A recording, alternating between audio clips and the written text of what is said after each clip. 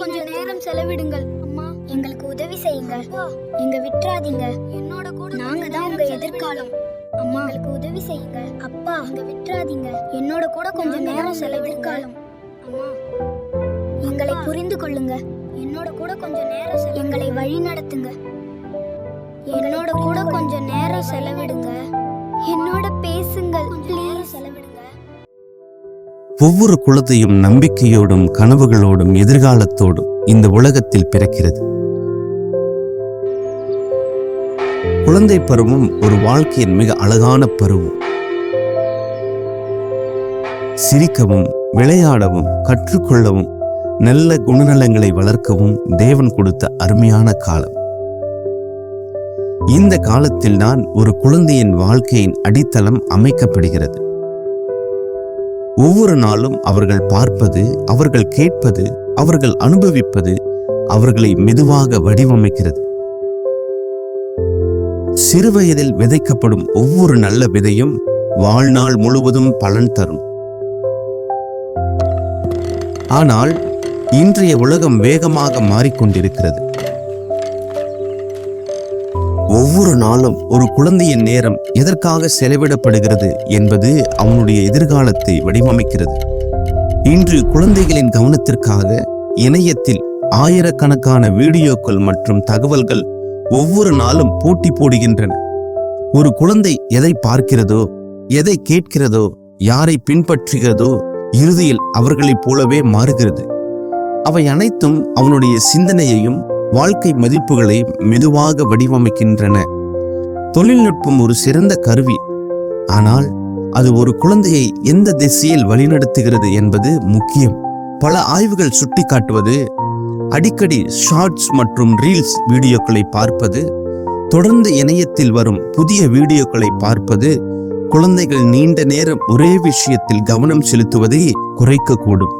அறிவு வளர வேண்டும், திறமைகள் வளர வேண்டும், ஆனால் நல்ல குணநலங்களும் அதே அளவு வளர வேண்டும். இப்போது ஒரு கேள்வி: நம் குழந்தைகளை யார் வடிவமைக்கிறார்கள்?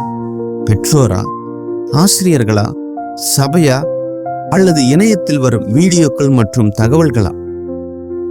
ஒரு குழந்தைக்கு மிகவும் தேவையானது ஒரு திரை அல்ல, ஒரு அன்பான குடும்பம். ஒரு ஜெபிக்கும் தாய் ஒரு குழந்தையின் வாழ்க்கைக்காக தேவனிடம் மன்றாடுகிறார்கள். ஒரு வழிநடத்தும் தந்தை ஒரு குழந்தையின் எதிர்காலத்திற்கு உறுதுணையான அடித்தளத்தை அமைக்கிறார். ஒரு குடும்பம் தேவனுடைய வார்த்தையில் ஒன்றாக வளரும் பொழுது ஒரு புதிய தலைமுறை உருவாக தொடங்குகிறது. இன்னும் நம்பிக்கை இருக்கிறது. ஒவ்வொரு குழந்தையின் வாழ்க்கையையும் மாற்ற முடியும். இந்த சிறிய காலடிகள் நாளைய தலைமுறையின் பயணத்தை தொடங்குகின்றன. ஞாயிறு பள்ளி ஒரு வகுப்பறை மட்டுமல்ல, ஒரு குழந்தையின் விசுவாசம், குணநலம், வாழ்க்கையின் நோக்கம் உருவாக்கும் இடம். சிறுவயதில் கற்றுக்கொள்ளும் தேவனுடைய சத்தியங்கள் வாழ்நாள் முழுவதும் வழிநடத்தும். ஒவ்வொரு குழந்தைக்கும் அன்பு தேவை, ஜெபம் தேவை, ஆவிக்குரிய வழிநடத்தல் தேவை. மாறிக்கொண்டிருக்கும் உலகத்தில் தேவனுடைய வார்த்தை மட்டுமே மாறாத சத்தியம். குழந்தை பருவம் ஒரு முறை மட்டுமே கிடைக்கிறது. இன்று விதைக்கப்படும் நல்ல விதைகள் நாளைய வாழ்க்கையை மாற்றும். ஒரு சபை ஒரு குழந்தையை சந்தித்தால் ஒரு குடும்பத்தை தொடும், ஒரு தலைமுறையை மாற்றும்.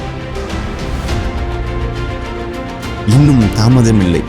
இன்று எடுக்கும் நல்ல முடிவு ஒரு குழந்தையின் வாழ்க்கையை மாற்ற முடியும். ஒவ்வொரு குழந்தையும் தேவனால் கொடுக்கப்பட்ட ஒரு விலையுயர்ந்த பொறுப்பு. இன்றைய குழந்தைகள் நாளைய சபை, நாளைய குடும்பம், நாளைய தலைவர்கள், நாளைய தேசம்.